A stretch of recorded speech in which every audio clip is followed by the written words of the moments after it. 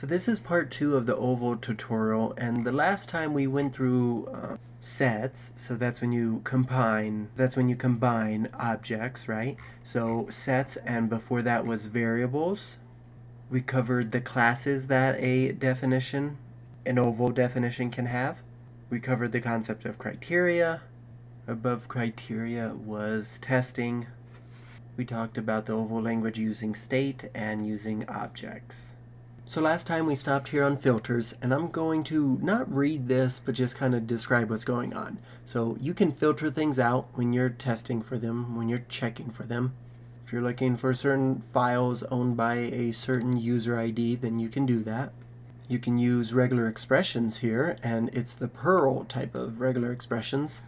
If you're looking for something in particular, here we have a registry object ID, but down here in the registry state, that's where we're using the regular expression.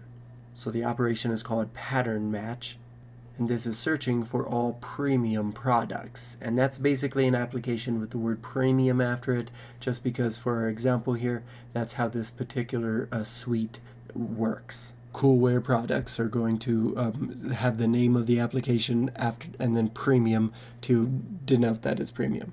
And if you want to just search for those ones, you can, using regular expressions. So here's how they conclude that section. And this is going to bring me to the section I actually want to read. But first, just to show you the big old conclusion. Here's the things we have in order. So you have your definition, and then objects, tests, states, and variables. So if we scan through this sort of complete XAML file here, you see the tag definitions. And so then we can go. There's a generator, there's the metadata we talked about, but we're going to get into the good stuff we studied. The criteria comes next. And the point of all this is to get us to these tests, and it keeps going all the way till here. Our objects go until here, and then the states is the end of that particular document. So not in the order we read it, but a complete look at it all. And the thing that's most memorable about Oval to me is that they do things like this for value. They put it in between the tags rather than an equal sign. That just kind of messes with my mind. So there you go. We skipped over a bunch of parts, and then I showed you the complete package. So I can ask a good reflective question here, like what's one takeaway you have from looking at the complete oval definition? Now the part I was really looking forward to reading in this video, though, part 2 of the tutorial, is the concept of authoring definitions. Producing these definitions is the process by which information from an external source is transformed into an oval definition. Now often the source of the information is a security advisory, a configuration checklist, or other data feed, and other times this information must be created through detailed endpoint investigation and research of known issues. So in either case, endpoint information is encoded in the form of an assertion, and this section discusses the definition development process mainly from a manual perspective, but it is also applicable to automation. So just to check your understanding from that first paragraph, I ask, where are some of the sources for these oval definitions? Anything I read right here would be a good answer. Security advisory, configuration checklist, or other data feed. If you want to go the extra mile, you could talk about it being created through detailed endpoint investigation and research. And that's kind of where they're starting in paragraph 2 here. It's a combination of research and acquisition of existing information in order to create these definitions. So it is also likely that the process of developing definition components will be iterative. So that's kind of obvious, I think. And basically the rest of that paragraph just tells us to read the details here in these paragraphs. So the required tools and skills. To develop an oval definition, an author should have some required knowledge and access to basic tools. The author should have domain expertise in the platform that will be evaluated, and if the definition is based on existing information, an ability to interpret guidance written in prose is also needed, as documents like security bulletins are often conveyed using informal language. I love reading prose.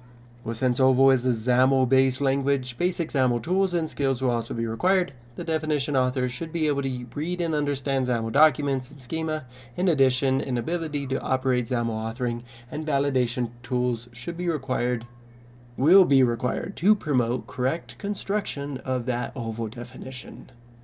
And being able to read and understand XAML documents is really not that tough. Even if you're not an expert, you could catch on pretty quickly. So I think this is a good question. What do you need in order to be an author of an OVO definition? And they're going to tell us more than just XAML tools and knowledge. They're going to then go on to say knowledge of regular expressions. Then for automation purposes, the ability to write and understand XPath statements, as well as the ability to write programs and scripts to generate definition content.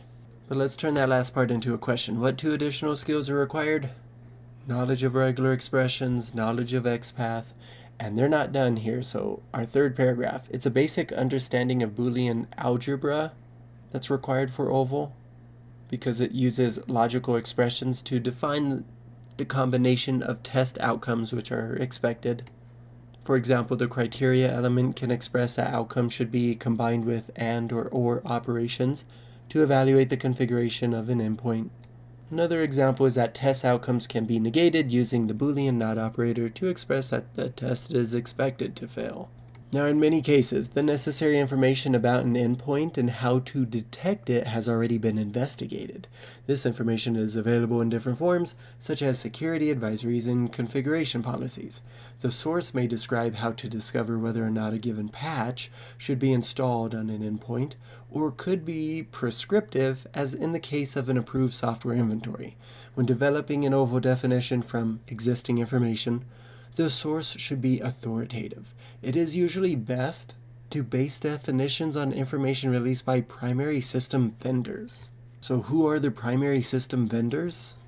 Well, that of course depends on the system you're testing, but wherever you're getting these definitions, your source should be documented in that metadata property we read about.